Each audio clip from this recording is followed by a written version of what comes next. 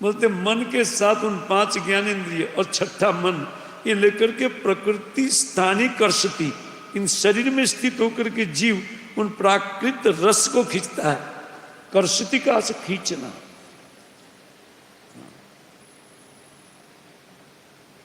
तो हम प्राकृत रस के रसिक है ना, इसीलिए इन अमृत रूपी कथा का रस का चस्का हमको नहीं है ना, क्योंकि हमारी इंद्रियां उन प्राकृत रस के रसिक है। समझ में आ रही ना बात? अन्यथा भगवान नहीं बोलते थे मम्मी मानसो जीव लोग जीव बुद्ध सनातन, सनातन काल से जीव मेरा अंश है। तो ठीक है, तो ये इस संसार में क्या कर रहा है? बोले मनः सस्तानी इंद्रियानी प्रकृति स्थानी कर्षति। वो क्या बोलते हैं? मन समेत 5 ज्ञानेंद्रियों के द्वारा इस प्रकृति का रस खींचता है, खान पान के रूप में खींचता है ना, रहन सहन के रूप में खींचता है, शब्द स्पर्श रूप रस गंध, ये 5 प्रकार का रस है।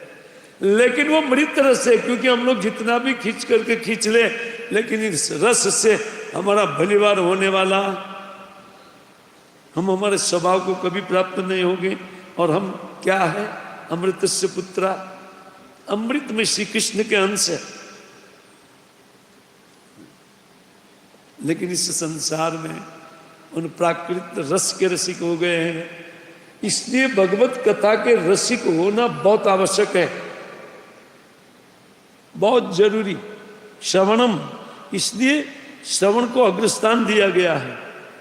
हरि कथा श्रवण या हरि नाम श्रवण, उच्चारण और श्रवण, ये होना ही चाहिए भक्तों के द्वारा। ये विधि भक्ति है।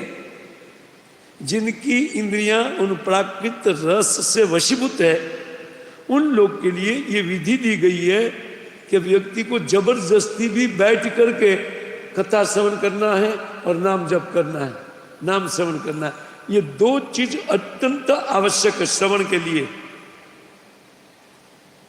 क्योंकि हमने दूसरी कथा बहुत श्रवण कर रखी है, उस रस का चस्का है, नाना प्रकार के रस उसमें से हम लोग प्राप्त किए हैं। खैर